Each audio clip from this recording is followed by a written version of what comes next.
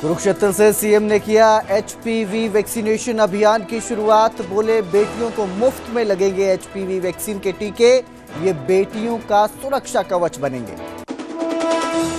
Cabinet मंत्री अनिल विज से मिले मुख्यमंत्री नायब सैनी। अंबाला पहुंचकर सीएम ने जाना अनिल विज की सेहत का हाल, जल्दी ठीक होने की कामना की। ट्रेड डील को लेकर भिवानी में केंद्रीय मंत्री गिरिराज सिंह पर कांग्रेस पर निशाना। बोले अमेरिका से नहीं हुई ऐसी कोई डील, अगर राहुल गांधी साबित कर दें तो राजनीति छोड़ दूंगा। 2 मार्च को पेश होगा हरियाणा का बजट। मुख्यमंत्री नायब सैनी बतौर वित्त मंत्री पेश करेंगे बजट। हरियाणा को मिल सकती है बड़ी सौगातें। यमुनानगर में परीक्षाओं में नकल का बड़ा खेल, टीचर ही करवा रहे बच्चों को नकल। अब तक 3 अध्यापकों पर कार्यवाही, ड्यूटी से सस्पेंड। हरियाणा में जाट आंदोलन मामले में 56 आरोपी बरी। पंचकुला सीबीआई कोर्ट ने 56 आरोपियों को किया बरी। पूर्व मंत्री कैप्टन अभिमन्यु का घर जलाने के मामले में फैसला। शंभू बॉर्डर पर किसान आंदोलन के मामले की फाइल जल्द हो सकती है बंद। सुप्रीम कोर्ट ने आंदोलन समिति से सील बंद लिफाफे में रिपोर्ट मांगी। कहा अवरोध खत्म हो गया, इसलिए कार्यवाही खत्म करने पर कर रहे विचार। सोनीपत में बदमाशों ने शोरूम पर दिन दिहाड़े की फायरिंग। मौके से फरार होने के बाद वीडियो जारी कर कबूला गुनाह। बोले जिसके भी रोहित गोधारा से संबंध होंगे उसका नाश कर देंगे। इस न्यूज हेडलाइंस के प्रायोजक पतंजलि गाय का घी, माँ का भरोसा, प्यार से परोसा।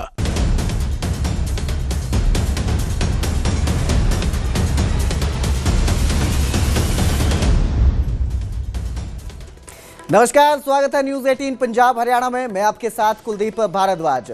बुलेटिन की शुरुआत करेंगे बोर्ड की परीक्षाओं के साथ और उन परीक्षाओं में खेल जो चल रहा है नकल का, उसकी बात करेंगे। 10वीं और 12वीं की परीक्षाओं में नकल के मामले सामने आ रहे हैं और ऐसा पता चल रहा है टीचर जो है ऐसे सामने आए हैं जो बच्चों को नकल करवा रहे थे और अब तक 3 टीचर्स को नकल करवाते हुए पकड़ा गया है। कल 2 टीचर को नकल करवाते पकड़ा गया था, आज एक और टीचर नकल करवाता हुआ पकड़ा गया।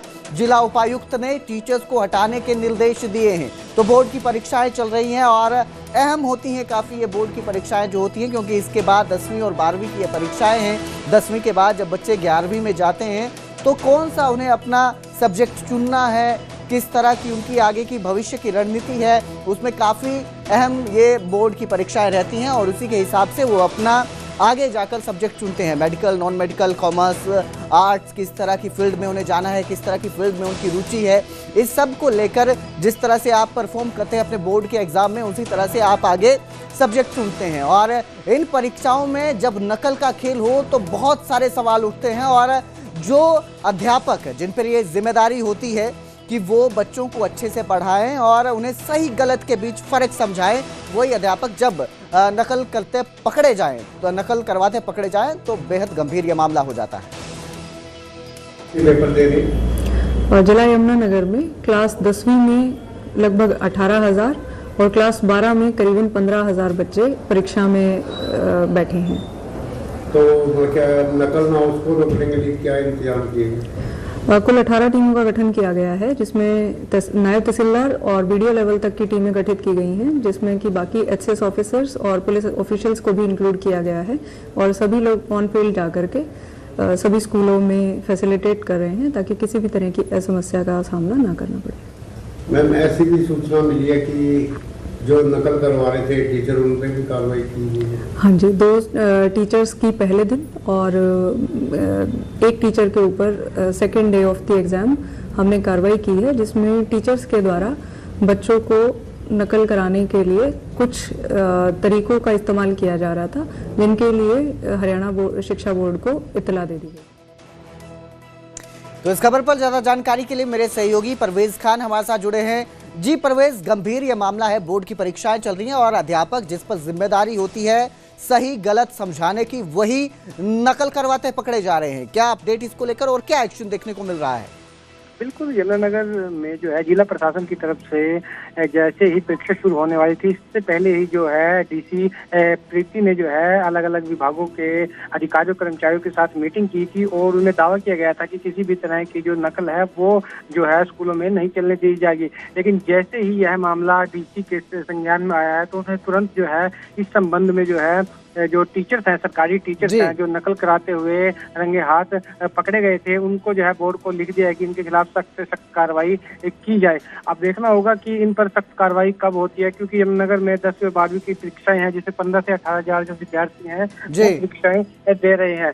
और इससे पहले जो है लगातार जो है यमुनानगर में हालांकि जो है जो पेपर हुए थे उसमें जो है शांतिपूर्ण तरीके से परीक्षाएं कराई जा रही थी, लेकिन इन जो परीक्षा हुई है इसमें नकल कराते जो सरकारी टीचर्स पकड़े गए हैं, इस पे ना सिर्फ जो है शिक्षा पर सवाल उठते हैं बल्कि उन सरकारी टीचर्स पर भी सवाल उठते हैं कि जो खुद जो है नकल कराने में संलिप्त पाए गए हैं। जी बिल्कुल परवेज, क्योंकि एक तरफ से तो विभाग कह रहा था कि हमने पूरी तैयारियां की हुई हैं, सुरक्षा की भी तैयारी है और नकल में रोकथाम के लिए भी हम पूरी तरह से तैयार हैं, लेकिन जो ये मामले सामने आ रहे हैं बड़े गड़बड़ वाले नजर लग रहे हैं। बिल्कुल, ये अपने आप में जो है जो आप देख सकते हैं कि हम पूरे हरियाणा में जो है अलग अलग तरह की जो तस्वीरें हैं वो सामने आ रही हैं। इससे पहले कई जगह जो है पहले सुनने में आता था या होता था कि पेपर लीक हो गए हैं और जो है परीक्षा में जो है उनके भाई या सगे संबंधी होते थे वो परीक्षाएं करते हुए उनकी इस तरह की वीडियो सामने आती थी। लेकिन यमुनानगर में इस तरह की वीडियो खैर सामने नहीं आई है, लेकिन जो टीचर्स हैं वो नकल कराते पकड़े गए हैं। यह एक अपने आप में ही एक बड़ा मामला है जिस पर जो है शिक्षा विभाग को सख्त संज्ञान लेना चाहिए और ऐसे जो टीचर नकल करा रहे हैं उन पर सख्त एक्शन होना चाहिए, ताकि ना सिर्फ उन बच्चों के जो अभिभावक हैं उन पर जो है एक तरह से नकेल कसी जाए, बल्कि उन जो टीचर्स हैं उनके लिए भी एक तरह की सीख हो कि जो परवेज, एक सवाल और लूंगा मैं आपसे, ये जो बोर्ड एग्जाम सेंटर हैं इनमें सुरक्षा की किस तरह की व्यवस्था है, चेकिंग प्रणाली किस तरह की है? बिल्कुल, मैं आपको बता दूं कि यमुनानगर में जो है 18 सदस्यों की एक टीम का गठन किया गया है जिसकी अगुवाई जो है नायब तहसीलदार कर रहे हैं। हालांकि यमुनानगर डीसी प्रीति जो है वो भी समय समय पर जो है निरीक्षण करती है और सुरक्षा की अगर बात की जाए तो पुलिस के कर्मचारी भी वहां पर तैनात हैं। लेकिन सवाल ये उठता है कि जब टीचर्स अंदर बैठे ही नकल कराएंगे तो नकल कैसे रुकेगी, सवाल ये बड़ा है। बिल्कुल, सवाल बहुत बड़ा है। बहुत बहुत शुक्रिया हमारे साथ जुड़ने के लिए, क्योंकि जहां शिक्षा विभाग कहता है कि नकल रोकी जाएगी, रोकथाम के लिए हम पूरी तरह से तैयार हैं, वही विभाग के अंदर से ही जो अध्यापक हैं वही नकल करवाएं तो बड़ा सवाल खड़ा हो जाता है।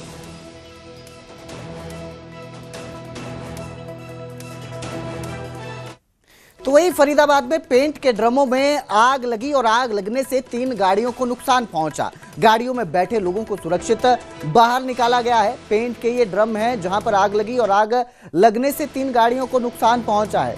पेंट के ड्रम जो रखे हुए थे उनको आग लग जाती है, आसपास गाड़ियां खड़ी थी और गाड़ियों को भी नुकसान पहुंचा है। गाड़ियों में बैठे लोगों को सुरक्षित बाहर निकाल लिया गया है। ये गनीमत रही कि किसी भी तरह की जानी नुकसान या किसी तरह के जख्मी होने से बचाव रहा, सुरक्षित सबको बाहर निकाला गया। लेकिन पेंट के ड्रम थे, आप तस्वीरों में देख सकते हैं कि जब ये आग लगती है तो आसमान में सिर्फ काले धुएं का गुबार ही नजर आता है। हालांकि गाड़ियों को वहां से मौके से हटा लिया गया। जो स्थानीय लोग वहां पर मौजूद थे उन्होंने गाड़ी में बैठे लोगों को भी बाहर निकाल दिया सुरक्षित।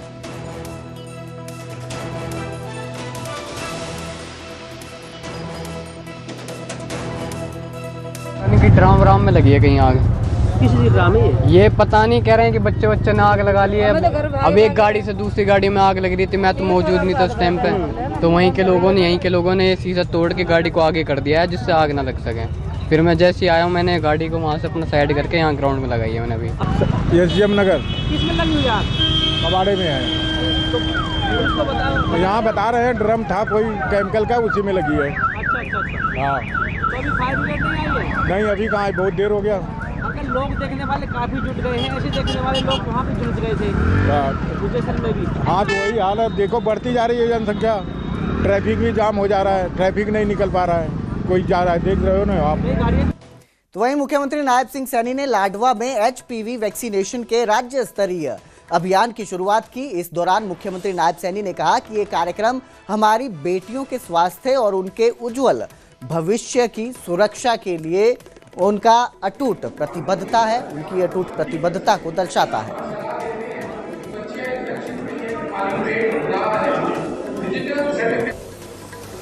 HPV जो राष्ट्रव्यापी ह्यूमन पेपिलोमा वायरस, उसका वैक्सीनेशन का कैंपेन की आज प्रधानमंत्री जी ने शुरुआत की है। इसके लिए मैं आज आप सबको बहुत बहुत बधाई देता हूं, शुभकामनाएं देता हूं। आदरणीय प्रधानमंत्री जी का जो सोच है, उनका जो विजन है इस कार्यक्रम के माध्यम से कि हमारी बेटियां वो स्वस्थ एवं सुरक्षित वो रहें और भविष्य की एक मजबूत नींव रखने का आज देश के यशस्वी प्रधानमंत्री मोदी जी ने ये ऐतिहासिक कार्य किया है। मैं इस कैंपेन के शुभारंभ के लिए देश के यशस्वी प्रधानमंत्री आदरणीय नरेंद्र मोदी जी का मैं आभार भी प्रकट करता हूं, उनका धन्यवाद भी करता हूं। तो वहीं कुरुक्षेत्र में मुख्यमंत्री नायब सिंह सैनी ने कृषि विकास मेले का भी शुभारंभ किया और लाडवा में इस मेले का शुभारंभ करते हुए बताया कि कैसे आज सरकार किसानों को आगे बढ़ाने का काम कर रही है। तो 8,000 प्रति एकड़ के हिसाब से वित्तीय सहायता दी जाती है और इस योजना के तहत 2,20,000 एकड़ में धान की जगह वैकल्पिक फसलें बोने पर किसानों को हमने हरियाणा प्रदेश के अंदर 157 करोड़ रुपए की वित्तीय सहायता वो दी है, जिन हमारे किसान भाइयों ने अपनी फसल को धान से दूसरी फसल बोने का काम किया है। साथियों, इसके अलावा पानी की बचत के लिए वर्षा जल संचय, ड्रिप और स्प्रिंकल इरिगेशन जैसी ये माइक्रो इरिगेशन जैसी तकनीकों को भी आज बढ़ावा दिया जा रहा है। साथियों, माइक्रो इरिगेशन तकनीकों पर हमारी सरकार 85% तक सब्सिडी दी जाती है। किसानों को तालाब बनाने के लिए 85% का अनुदान देने का काम ये हरियाणा सरकार कर रही है। साथियों, हमने सीवरेज ट्रीटमेंट प्लांट के शोधित पानी को भी सिंचाई के लिए इस्तेमाल करने की 27 योजनाएं हमने तैयार की हैं और इनमें से 11 तो पूरी हो चुकी हैं और इनमें सिंचाई के लिए एक स्थायी जल स्रोत हमें मिलेगा, नहरों पर दबाव कम होगा और भूजल का दोहन भी ये घटेगा।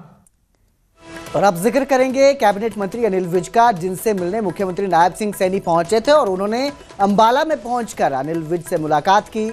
सीएम ने अनिल विज के सेहत को लेकर उनसे मुलाकात की, हालचाल जाना। आपको बता दें कि बाथरूम में फिसलने से अनिल विज घायल हुए हैं और उनके दोनों पांव में फ्रैक्चर आया है, जिसके बाद उनके पांव में प्लास्टर चढ़ा है। इसी के दौरान मुख्यमंत्री नायब सिंह सैनी उनसे मिलने पहुंचे थे, उनकी सेहत का हालचाल उन्होंने जाना। और वहीं कुछ दिन पहले केंद्रीय मंत्री मनोहर लाल ने भी अनिल विज से मुलाकात की थी और उनसे बातचीत कर उनसे सेहत का हाल जाना था। तो अनिल विज जो हैं वो बाथरूम में फिसलने से उनके दोनों पांव में फ्रैक्चर आया है और इसके बाद अब जो है इसी के चलते वो विधानसभा के सदन की कार्यवाही में भी शामिल नहीं हो पाए हैं और मुख्यमंत्री नायब सिंह सैनी खुद अंबाला पहुंचे थे, जहां उन्होंने अनिल विज से मुलाकात की, उनका हालचाल जाना।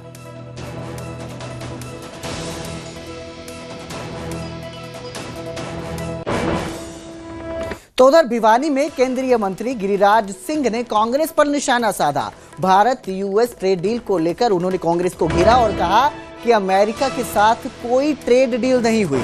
गिरिराज सिंह ने यह कहा है और इसके साथ ही उन्होंने कहा कि राहुल गांधी साबित कर दें तो मैं राजनीति छोड़ दूंगा। उन्होंने आरोप लगाए कि जो गांधी खानदान है उनका काम ही झूठ बोलना है। कांग्रेस के बब्बर शेर का भी उन्होंने जिक्र किया और बातें की, और इसके साथ ही ट्रेड डील को लेकर उन्होंने सीधे कांग्रेस पर निशाना साधा है और कहा कि इस तरह का कोई भी समझौता नहीं हुआ है, कोई भी डील नहीं हुई है। जमकर वो राहुल गांधी और कांग्रेस पर बरसते नजर आए और साफ साफ कहा कि अगर राहुल गांधी ये साबित कर देते हैं तो वो राजनीति छोड़ देंगे।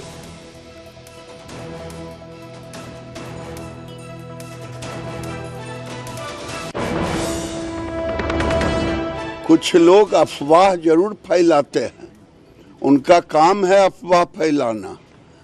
आज यूएस टैरिफ के लिए किसानों को भड़का रहे हैं ट्रेड डील को लेकर के, और ट्रेड डील फाइनल हुआ नहीं। एक ऐसे लोग हैं जिनको समझ नहीं है, ये तो मैं नहीं कह सकता, लेकिन नासमझ जरूर हैं, जो पूरे देश में जो चीज अभी फाइनल हुआ नहीं, यूएस से ट्रेड डील का ज्वाइंट स्टेटमेंट आया नहीं, किसानों को भड़का रहे हैं, इंडस्ट्री को भड़का रहे हैं। इंडस्ट्री तो नहीं भड़कने वाली है, किसानों में जाकर के कि किसानों के पीठ में छुरा भोंका। अरे छुरा तो उस दिन भोंक गया था जब कांग्रेस ने WTO में जाके किसानों को गिरवी रख दिया था। राहुल गांधी देश में भ्रम फैलाने का काम करते हैं, इसके सिवा वो कुछ नहीं करते। हरियाणा विधानसभा के स्पीकर हरविंदर कल्याण ने करनाल में कई मुद्दों पर बात की। उन्होंने जहां बजट सत्र को लेकर जानकारी दी तो वहीं 590 करोड़ रुपए के घोटाले के मामले में सरकार की जीरो टॉलरेंस नीति के तहत कार्रवाई होने की भी बात कही।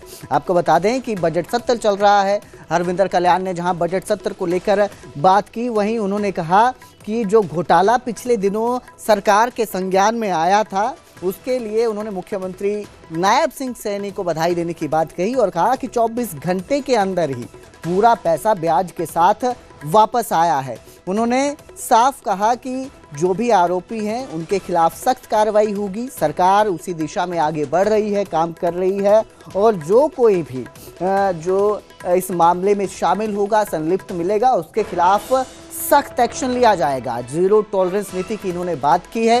साथ ही बजट सत्र को लेकर भी हरविंदर कल्याण ने जानकारी दी।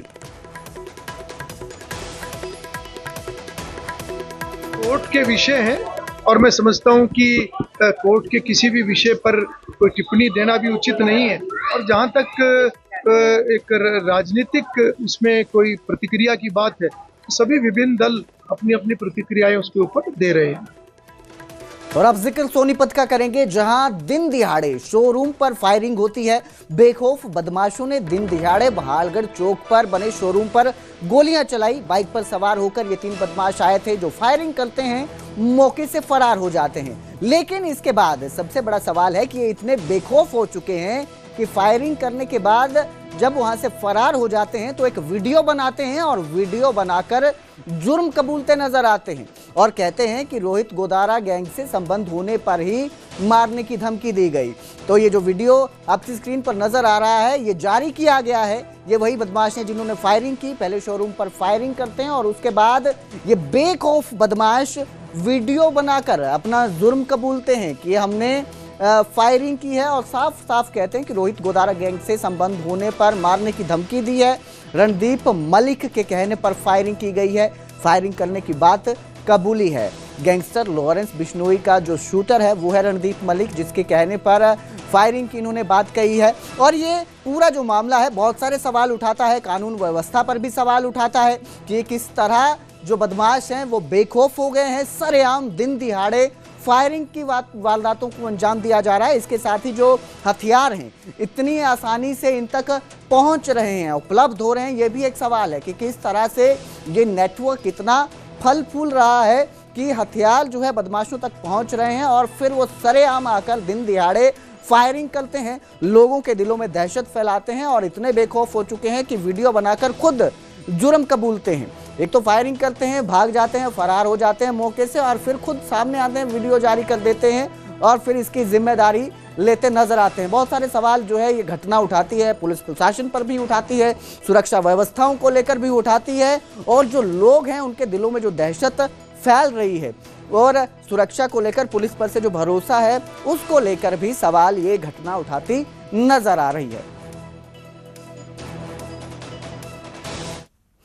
हरियाणा में जाट आंदोलन मामले में 57 आरोपी बरी कर दिए गए हैं। पंचकुला सीबीआई कोर्ट ने 57 आरोपियों को बरी किया है। पूर्व मंत्री कैप्टन अभिमन्यु का घर जलाने के मामले में फैसला है। साल 2016 में सीबीआई ने एफआईआर दर्ज की थी। सीबीआई ने मामले में 60 लोगों को आरोपी बनाया था। ट्रायल के दौरान 3 आरोपियों की मौत हो चुकी है। मामले में एक आरोपी को भगोड़ा घोषित किया गया है, जिसके बाद अब जो है इस मामले में फैसला आता है और जाट आंदोलन ये जो मामला है इसमें 57 आरोपी बरी किए हैं और पंचकुला सीबीआई कोर्ट ने यह फैसला सुनाया है, जिसमें पूर्व मंत्री कैप्टन अभिमन्यु का घर जलाने के मामले में यह फैसला है। साल 2016 में सीबीआई ने इस पर एफआईआर दर्ज की थी और सीबीआई ने मामले में 60 लोगों को आरोपी बनाया था, जिसके बाद ट्रायल हुआ और ट्रायल के दौरान 3 आरोपियों की मौत हो गई है। मामले में एक आरोपी को भगोड़ा घोषित किया गया है, जबकि अब जो है फैसला आने के बाद 57 आरोपियों को बरी कर दिया गया है। 16 में एफआईआर दर्ज हुई थी, 2 एफआईआर एक्चुअली दर्ज हुई थी, एक काज डिसील हो गया, एक अभी पेंडिंग है।